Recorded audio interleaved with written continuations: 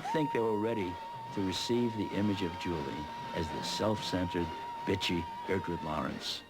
It was just too contrary to everybody's feelings about Julie. I think it offended them. They didn't want to see her in that light.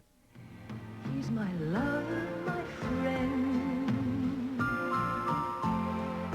What more could I ask him to be? I met Julie in a wonderfully kind of Hollywood movie story kind of way. It started in the morning with me going into Beverly Hills, she coming out of Beverly Hills, and we would stop in the middle lane on Sunset waiting for traffic and then go on. And it you know, 2 or 3 times, and I kept looking over, and, you know, 3, 4 mornings a week there she would be. So eventually I said, hi. And she said, hi, are you going where I think you are? Where I've just been? And I said, well, I don't know about you, but I'm going to my analyst. And she said, well, I've just been to mine. So it was all kind of meant to be. Beck's one of the bravest writers I know. He seems to absorb every experience he has, and whether it's detrimental to him or not, he just pours it out and lets it show in all his movies.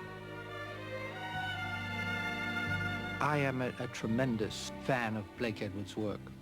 He's made so many films that are they're just terrific. I'll give you 3 guesses who loves you, who's loved you right from the start. And their work together I love.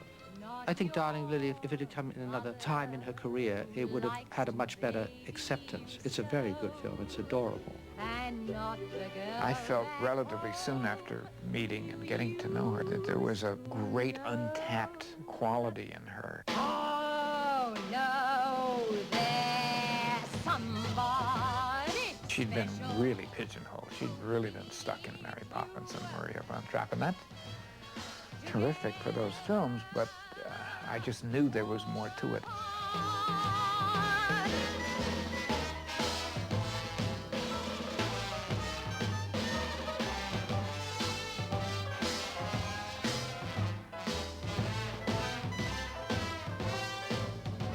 It's amazing that we stuck together because it was a huge flop, a terrible flop, and it cost a great deal. I think it had a lot to do with the times were just changing so fast. Often I think my poor old heart has given up for good. And then With all great successes, there comes a period after a while when it just becomes the mode to not want to like that person as much. Somehow people, for whatever reasons one can figure it out, people have not allowed her to change, to find another dimension. Tell me dreams really come true. I've never known Julie to be a quitter. I'd say it's not like her character. She may be disappointed at some point, but then she's ready to go right back to work again. That's her early training. They played some terrible towns on that vaudeville circuit that she was in. She didn't quit it for that reason. She went right on and they played the next town. How dare they ask us to wait? Tell me, dear, what have you been doing with yourself all these years? I'm on television a lot. Oh, what a shame.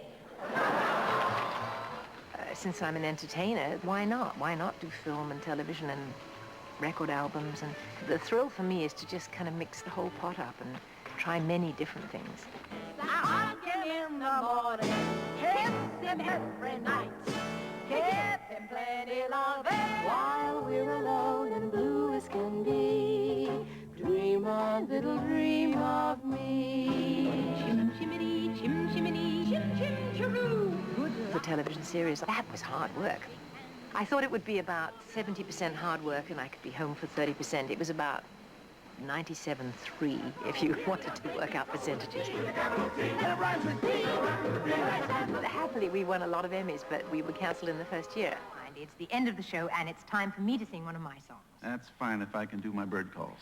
Okay, go ahead. It's time now to go. Everything must end. I'll see you soon, I know. No, in time. Sensation. My friend. Good night, Henry Bird. It was just after my television series, and Blake had a series of very unhappy relationships with studios that had really butchered a couple of his movies and treated him pretty badly.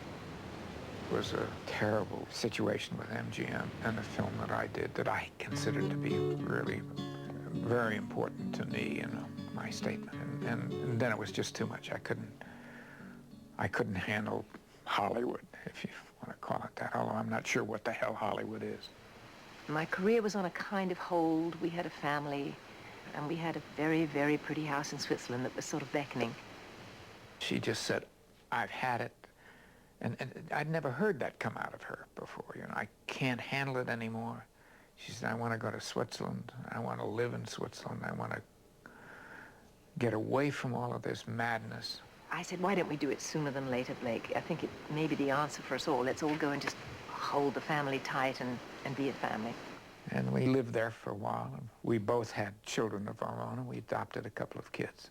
And she kind of restored her soul, I guess. And mine likewise. He did a lot of writing. He wrote his demons out. He wrote 10 and S.O.B. I think he wrote S.O.B. first and 10 later. It took 10 years for S.O.B. to get made. Every studio said they loved it, but then refused to touch it. Suddenly I did another Panther. Lo and behold, I was back in Hollywood. I went to a party shortly after it had come out and was a big hit, and they were all saying, I knew. I was the one that everybody else was saying, but I knew you'd come back. And everybody did that. It was just a joke. I loved it. Night Wind will become the greatest money-making film in motion picture history. Today, a $30 million flop. Tomorrow, a $40 million box office champion! 40. A monster rewrite. Another 10 million. Maybe 11, no more. I'll tell you what you're going to do. And I'll tell you what you can do. You're going to recut Night Wind, and you're going to cut it exactly the way I tell you to cut it. Never! Then, by God, if it's the last thing I do, I'll fix it so you never do another picture in this town as long as you live. S.O.B. changed very little, and at first it was kind of, my God, what is he writing here? I mean, the whole piece was so far out in those days and seemed a little horrifying. No, no, no. There is no way in God's earth that I'm going to bear my out there on that stage. I thought I could. You can! My mind says yes, but my body says no. He certainly had me in mind when he wrote the piece, since it deals with my image and, you know, tilts at it and hilariousness. We'll clear everybody off the soundstage. It won't help. It's just one shot. We will set the lights, turn the camera, everybody will leave. No. What about the guy in the Jack in the Box? We'll blindfold him. Nobody will see. My public will see. My children will see. I remember sitting in our jacuzzi with our oldest daughter, Jennifer, and Blake. And Blake said, you know what I'd really love to do? I'd love to make a really small movie. I'd like to put the whole family in it. I'd like to make it a sort of experiment. And 6 weeks later, we were beginning to shoot That's Life. There was no script. What we had was about 80 or 90 pages in description of the story and the characters and their behavior that really was in depth. I'm not going to go. I am not going to go out there and face those people. God. Jack was phenomenal. You look into Jack's eyes and you get absolute feedback. I bet you there isn't a person in this room who isn't absolutely terrified of their mortality. You better face something, my friend. You better face it. We are all going to die one day. Now, it seems to me you have three choices. You can take your own life. That's a stupid and vicious thing to do. And what kind of a legacy is that to leave your kids, Or you can look at what's right under your very nose, which is that you have three beautiful children who adore you. You have a wife who happens to think you're the best thing since chopped liver. It's sort of fascinating.